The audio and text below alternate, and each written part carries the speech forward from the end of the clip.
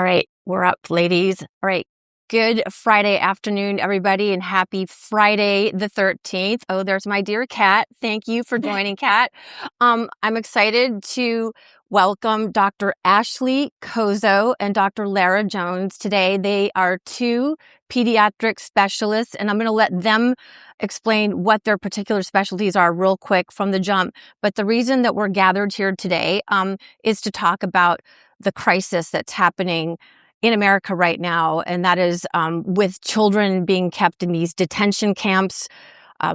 There's a lot of good argument right now to call them actual concentration camps. From what I've been studying and reading, they really do meet that criteria. But these two lovely ladies, it's part of their mission. They're extremely concerned about the conditions in these camps, as we should all be, these detention centers.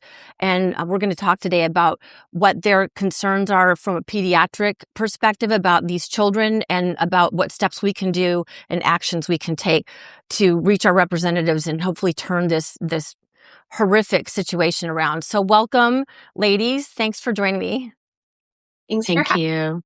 Okay. Do you want to just quickly start off with both of what your specialties are and what made you become so interested in this?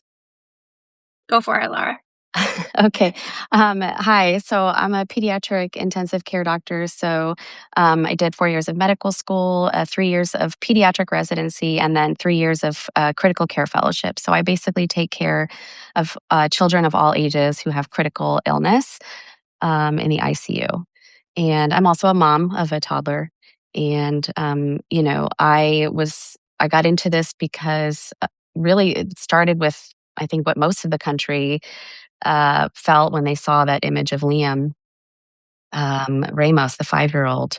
There was a public, outrage over that. And as a mother and a physician myself, I was just completely sickened by it, to be honest. And so I have taken an interest in trying to advocate for. We initially got together, started advocating for Liam's release, but then now we are focused on trying to advocate for the release of all of the other children who are in detention centers, because we know that it is absolutely detrimental to their health, both in the short term and in the long term. Okay. And Dr. Ash, do you want to give us a quick background on you? Sure. I am a practicing neonatologist and also with a focus in developmental follow-up. So my practice is largely inpatient at and around the time of birth for critically ill newborns and those who are born with congenital diseases, and caring for them both inpatient and then in follow-up developmentally as an outpatient. And so my training is similar to Laura's. You do 3 years of pediatric general medicine and then 3 years of additional fellowship training in neonatal intensive care. And I've been practicing now for about 5 years independently at my hospitals that I provide care for. Same thing with Laura. And I've even sort of reflected, why did it even take me so long, right? And I think that's just the power of imagery, unfortunately. It is unmistakable and also, in my view, very intentional as to how little visibility we currently have for the identities or locations or conditions of any of these other children. But once I saw what I saw, I can't unsee it. And it's been pretty much a daily mission. How do we elevate and talk about this problem that is so largely invisible? Yeah, for sure. No, did you have something else you wanted to add? Mm-mm. No, I wanted to jump back to something that Dr. Lara was mentioning, and that's the image of Liam Ramos. And I think that will go down as one of the many images during this moment that we're going through right now, which so many atrocities are happening. But I mean, it really does just pull at your heartstrings. This 5-year-old child, you can see the terror on his face. as he's being grabbed along with his father, because there's been a lot of disinformation that his father abandoned him. That never happened. His parents love him very much. In his bunny ears hat, and just, the drama that unfolded. And fortunately, because, some very dedicated representatives, Joaquin Castro and Jasmine Crockett went down there and really advocated. I mean, went to the mat for him. He was able to get out, and he's now back home in Minnesota. But this administration is still actively trying to deport his family. We know that recent reporting is that, little Liam is having night terrors, that just the brief time he spent in this detention center in Dilley, Texas, impacted him that much. And he was there for, was it like a week, maybe a little longer?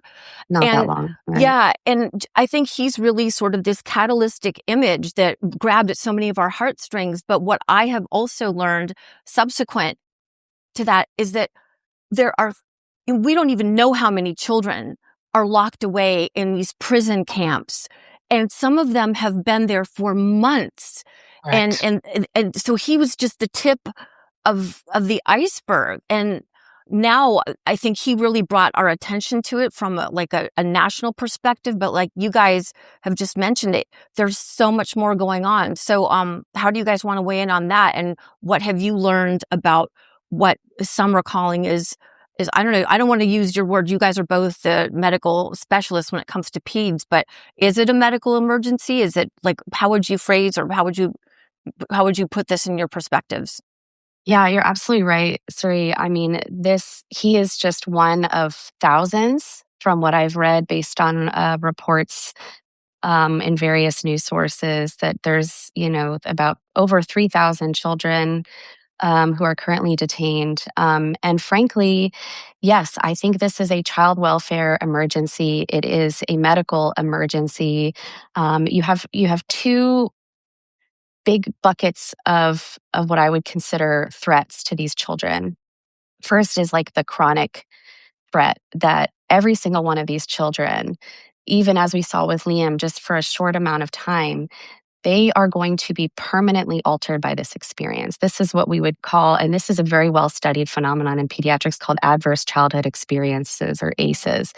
We know there's plenty of research that when you have a severely traumatizing event as a child during this critical period of brain development, it will have long-term impacts. Children who have been detained, which has also sadly been studied, they have higher rates of PTSD, they have higher rates of depression, anxiety, developmental delays.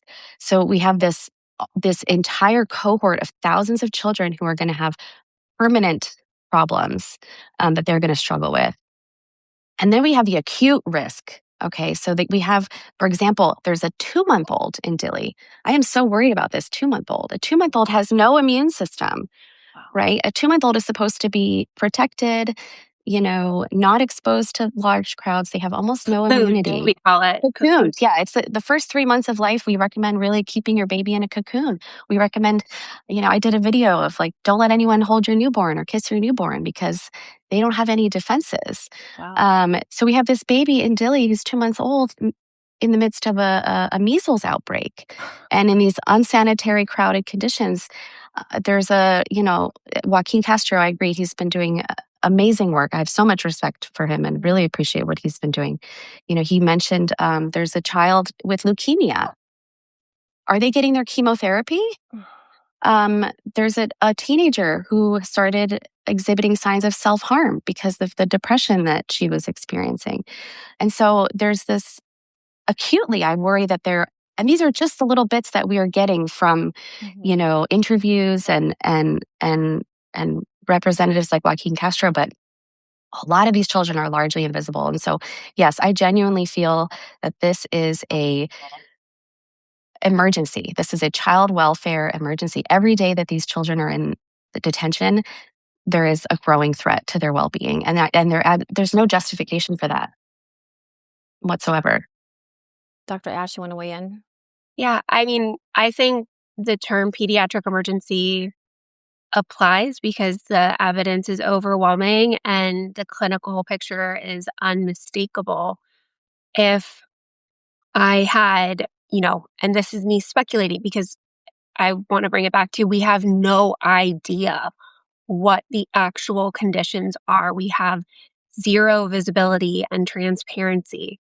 So if I were seeing a child in my clinic and didn't know who was taking care of them, there was concern for neglect or abuse, right? They were showing signs of developmental regression, signs of anxiety and depression, or, suicidal ideation or self injurious behavior, which is reported in upwards of 50% of children who are in these conditions later. Um, those are all clinical indications for me as a mandatory reporter of when I so much suspect child abuse. The threshold for mandatory reporters, it varies state by state, but where I'm a mandatory reporter. If I so much as have the suspicion, I'm mandated by law to call Child Protective Services. That to me is an emergency algorithm put in place with a lower threshold than having proof, right? And it opens an investigation. So I've used the term personally, a pediatric emergency, because in fact, if this presented to me in any, if this were being reported by a daycare center, if it were being reported secondarily in my clinic or in the hospital, these are the mechanisms that are in place to get to the bottom and to open an investigation for child welfare. And then you layer on to that the risks of infectious diseases. It's well known that these conditions of poor sanitation, poor nutrition, poor sleep, high stress, overcrowding, all of those historically have been areas where outbreaks to infectious diseases happen. And so I think it is a good and accurate description of what is happening. And even more so when you can't see it, when it's being hidden from you. Right. That would be like a red alarm as a clinician for me. And I would treat it as an emergency until I was proven otherwise. Yeah. I The agree. other thing, I had a thought and I forgot it. The other That's thing okay. to add to that is, it'll come back to me. Well, while you're thinking, just as I'm listening to you, I think what is so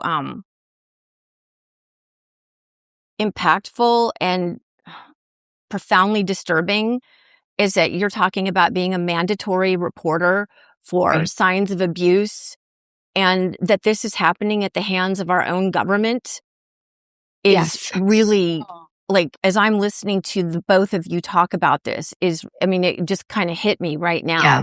that our Yeah. own government is doing this to these children. We Right. don't know how many and what the long-term effects are going to be, because our own taxpayer dollars and our government are doing this to children and to families. And it's very disturbing to listen to that. And we're at I the point actually, where we can't. Oh, oh, go ahead. No. So no, go no, ahead. no. I remembered I was, Oh, yeah. someone had reached out to me, and had shared, and I will disclose no identifying information and have their permission to use this description. Um, but as a survivor of childhood abuse and somebody who lives with PTSD from their childhood, she described it in a way that gave me chills. She said that for these children, it's a never ending car crash every day. That's what it feels like, from the experience of somebody who this happened decades to. Um, and it gave me chills, and it gives me chills to talk about it now because what a visceral description as to what we are subjecting children to as a choice, as a policy choice. And we Right. know that the data is unmistakable. We know what we're setting these families up for. So Right.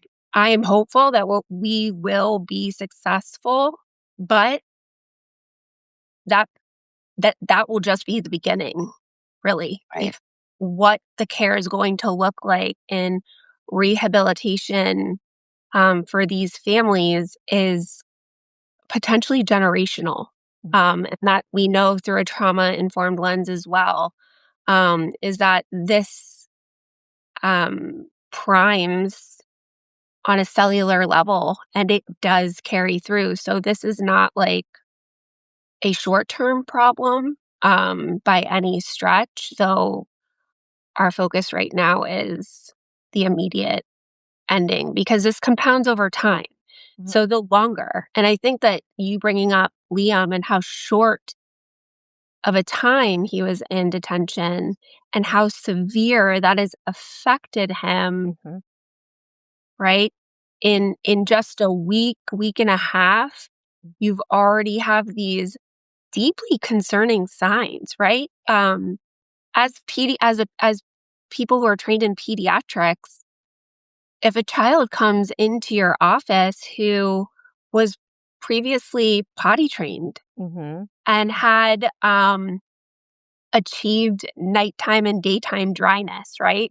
And then they regress and they start having bedwetting, that is a red flag for us that we need to be investigating what happened, what changed.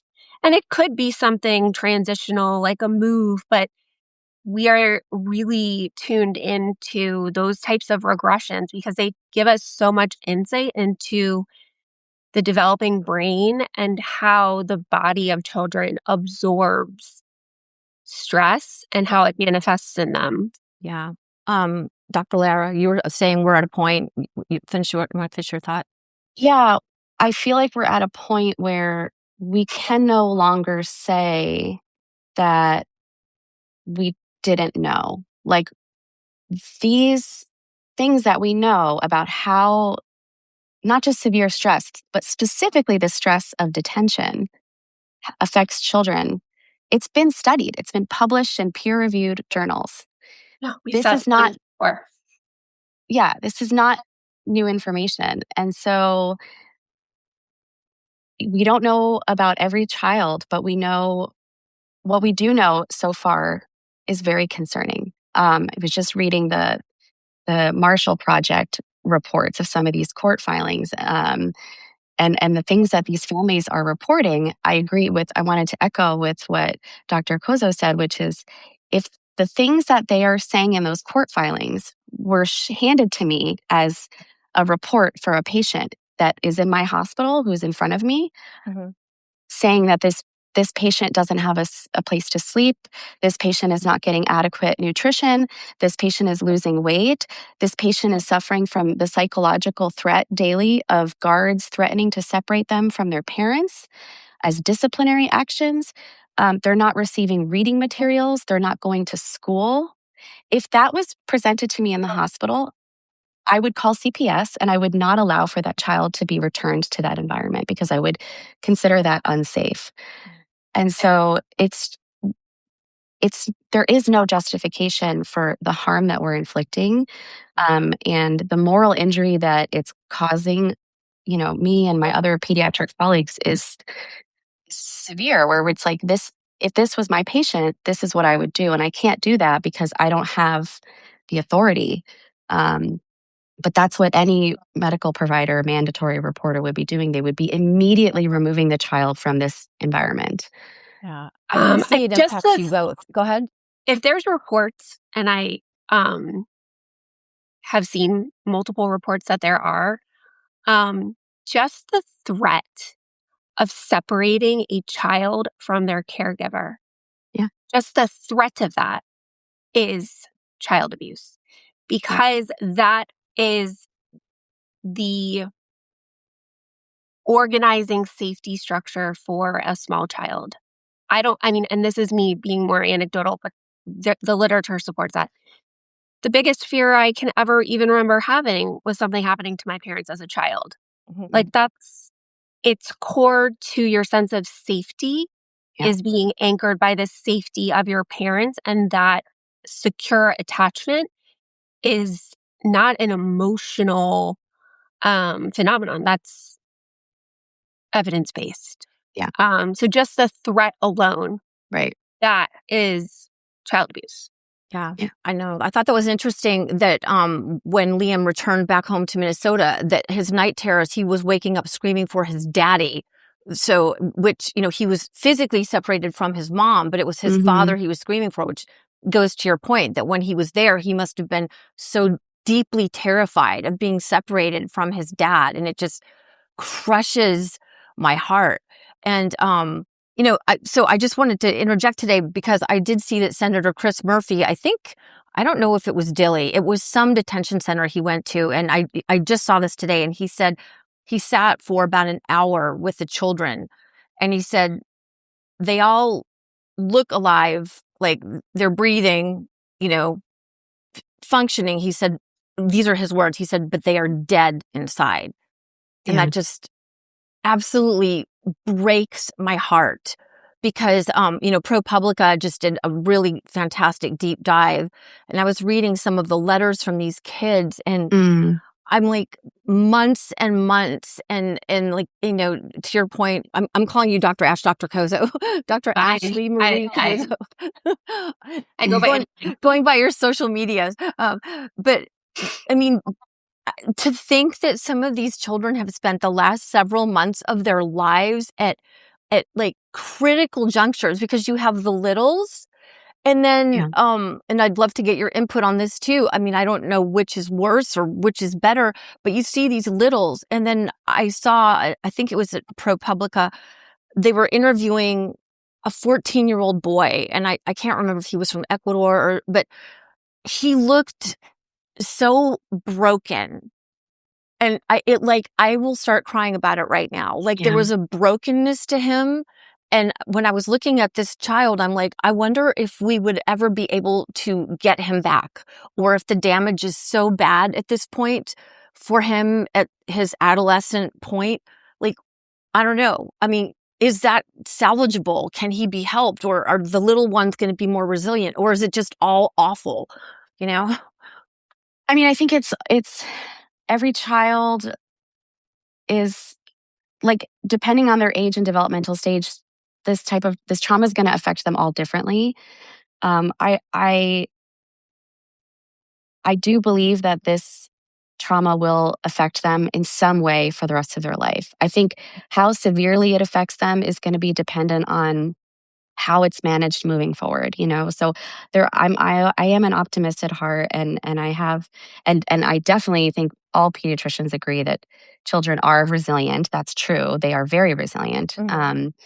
But I think these are children that we have basically handed them a chronic problem that they are going to have to deal with for the rest of their life. And so how it's dealt with, I think, will determine how they do. So I hope that my hope for these children is that we get them out as soon as possible, and we get them, and they get the counseling and the therapy that they're going to need. They're going to need a lot of therapy, and they're going to need a lot of help. And for the kids who suffered developmental regressions, they're going to need developmental interventions potentially. So God forbid there's a medical issue that happens. Like, again, I worry.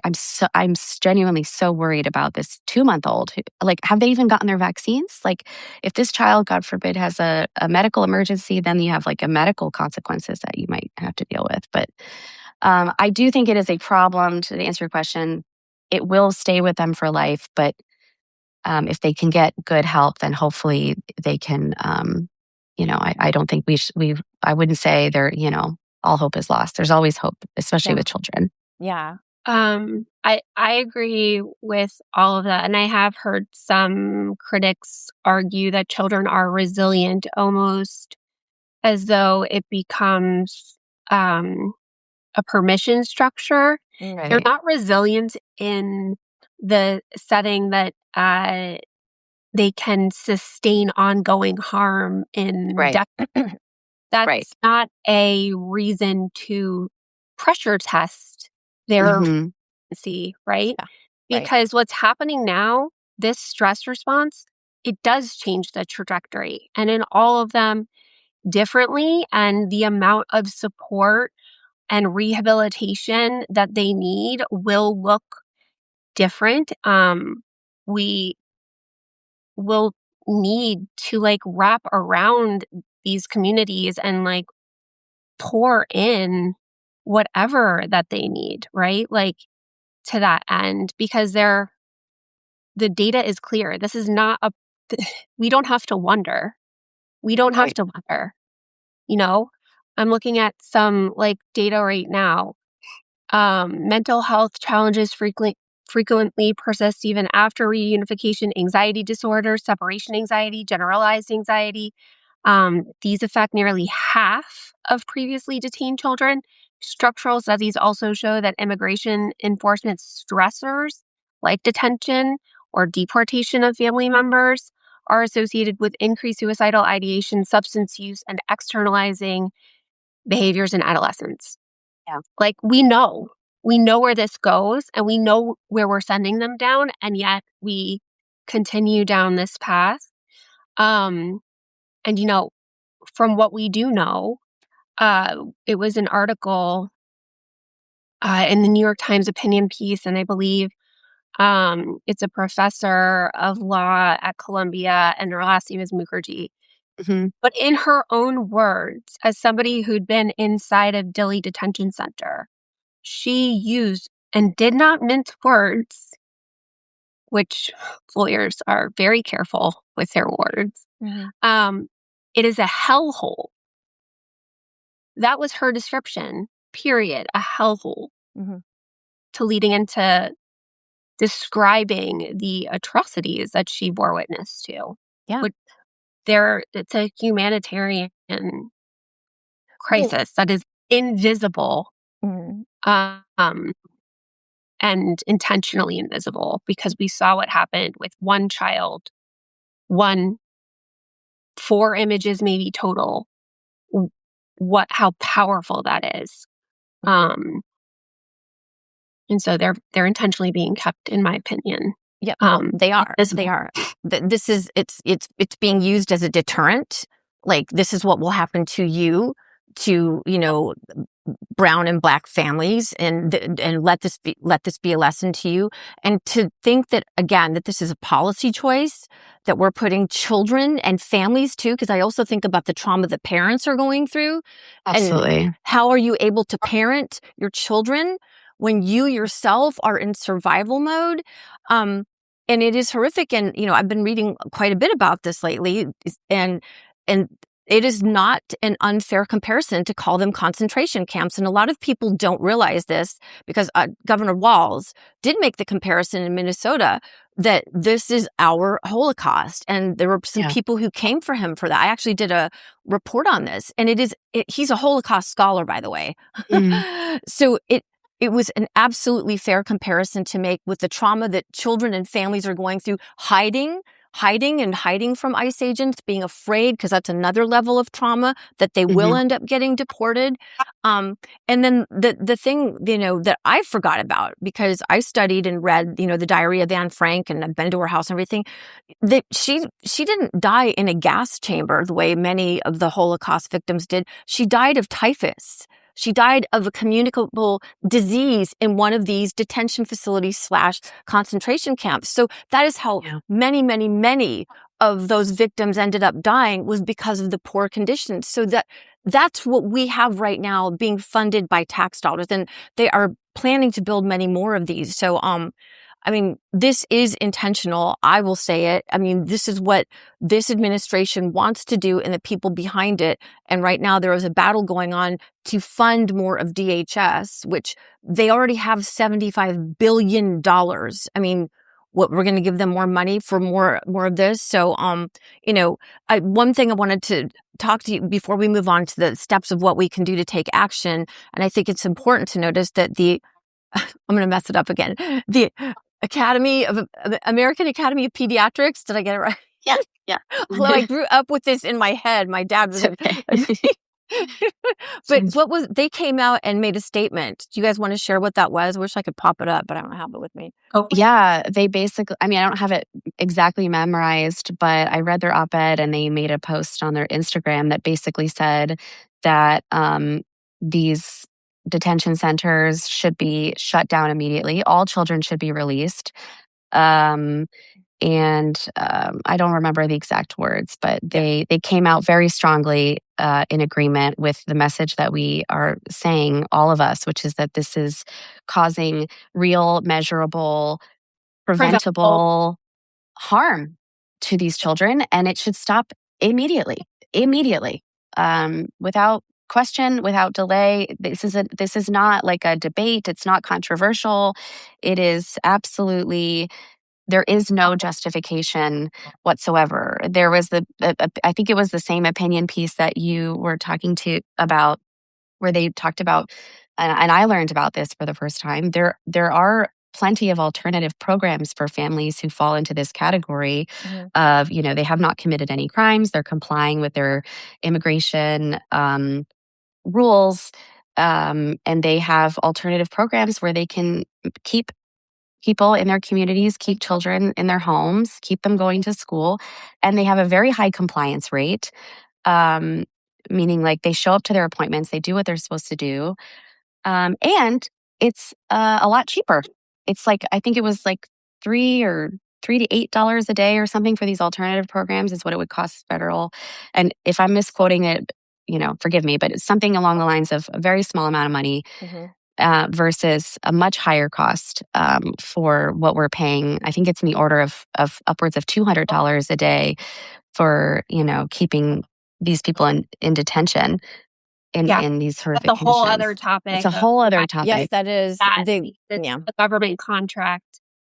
And so there is a perception of this being a revenue stream, traumatizing people. Mm-hmm. Yeah. And the counter arguments that I've heard that, like, well, this is the law and they're not following the law. I mean, I'm not a lawyer, but from what I understand, that's just not true. Like, Joaquin Castro said himself that the ICE agents told him, for example, in Dilley, none of these people have committed any crimes. So,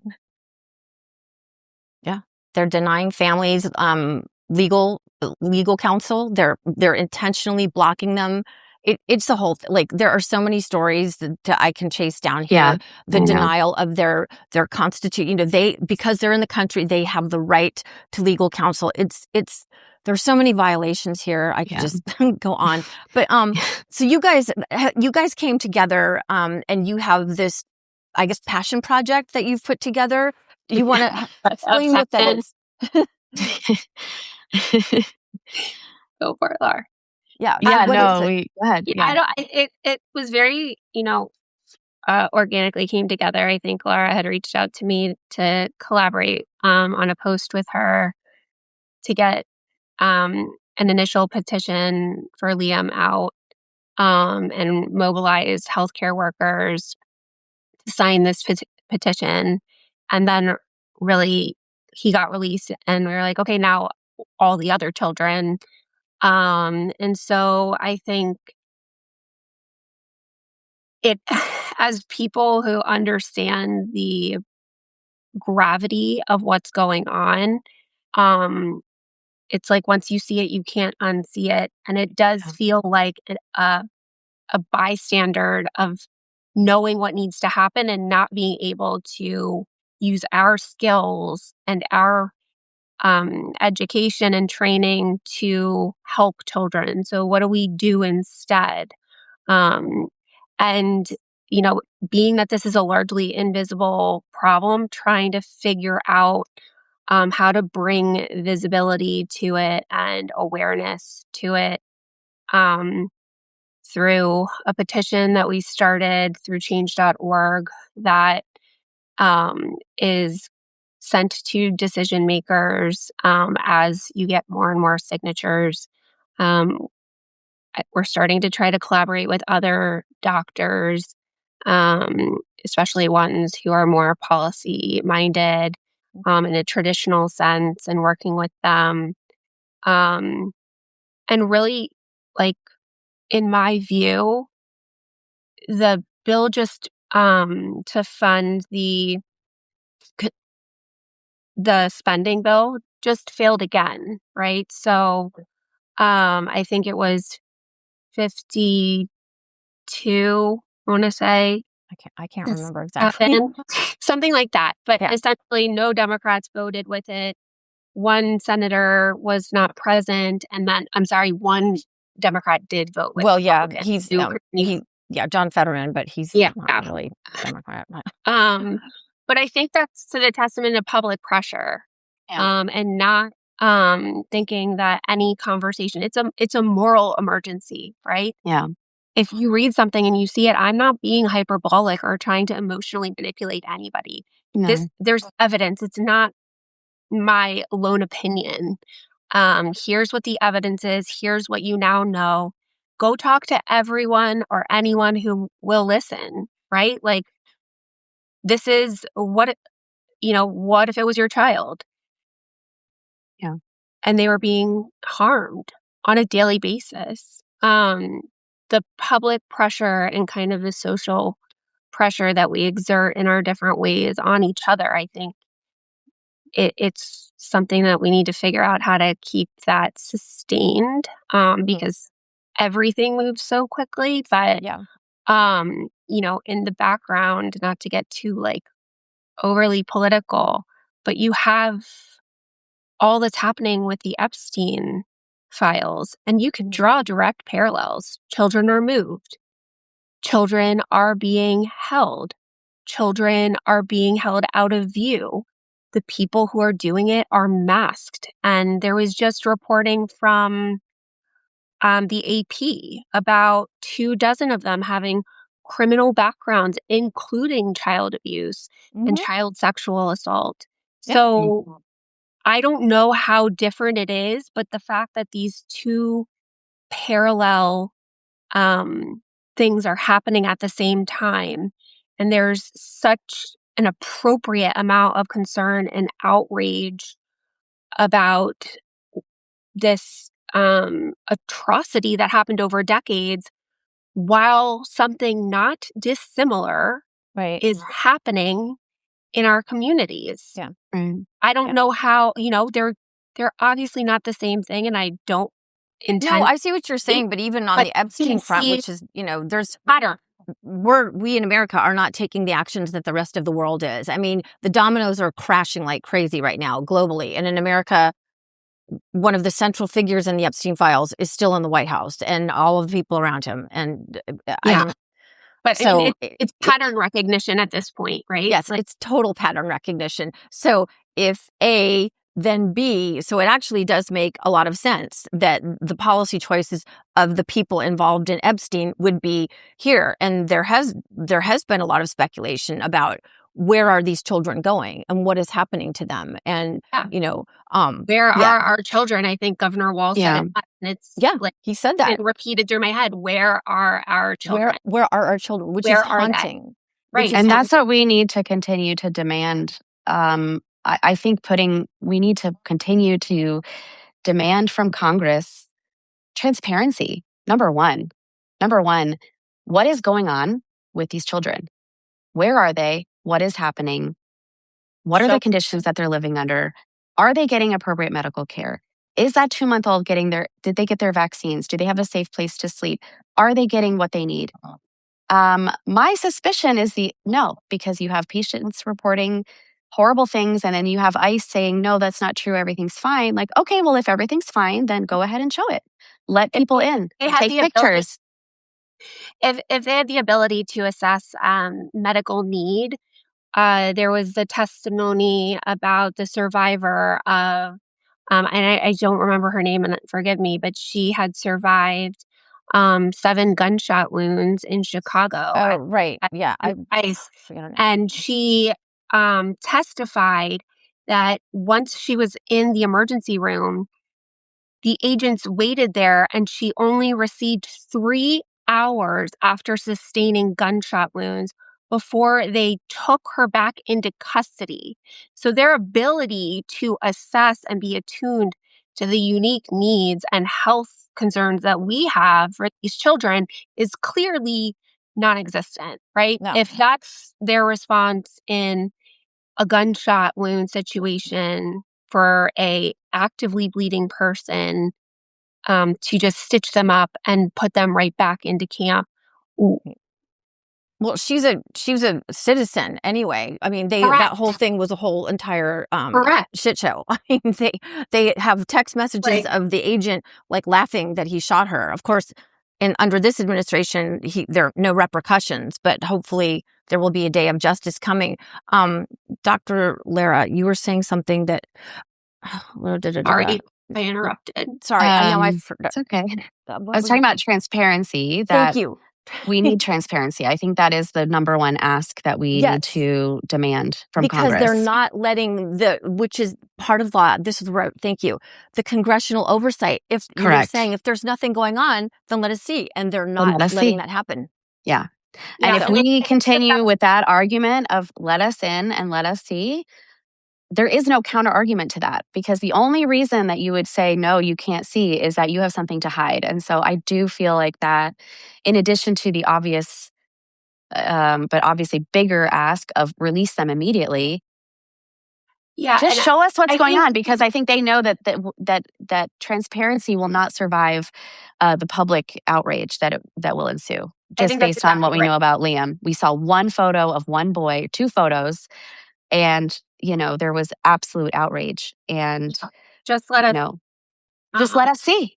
Let us see that they have a duty. Congress has a duty to investigate and to oversee the conditions. And if they are delinquent in their duties, that's not okay. Yeah. Well, yeah. And to put a fine point on it. So your initiative is it called Where Are Children, or what can people do and where can they go to find out more about what they can do to take action, which is to contact their representatives? What do you guys want to say about that? Yeah, go ahead. You go. You go. I mean, we have the petition on change.org that to free children from detention camps. I think the 5 calls is really helpful. I think if anyone can fit it into their day to just make those calls to your senators and representatives and put pressure on them, demanding that these children be released and demanding that there is oversight and transparency, that they let us see what's going on. And again, we are trying to spread this message, work with other doctors, Sorry, you guys, and other advocates. My kids are like, keep going. Yeah. Every little action counts. Yes. Everything counts.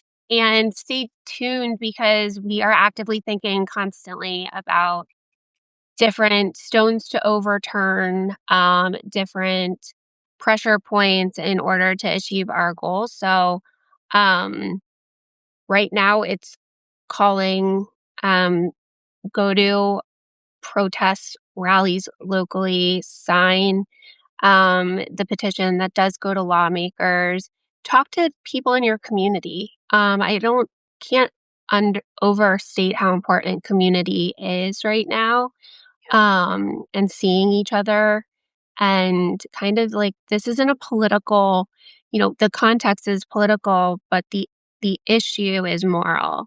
This is a moral issue, and a medical issue for children. But thank you so much for having me. No, thanks. And before you hop off, where can people find you on your social media? It's Dr. Ash Marie, is that right? Yeah, on Instagram and also here? Yeah. Right? Okay. And then Dr. Lara Jones, but it's Ask La Doctora. Ask La Doctora. Sí, Ask La Doctora. Thank you so much. Thank you so much. You guys, this was great. I really appreciate it. You guys stay on your reps column. All right. Thanks so much, everybody. Thank you. Happy Valentine's Day. Bye. Thanks.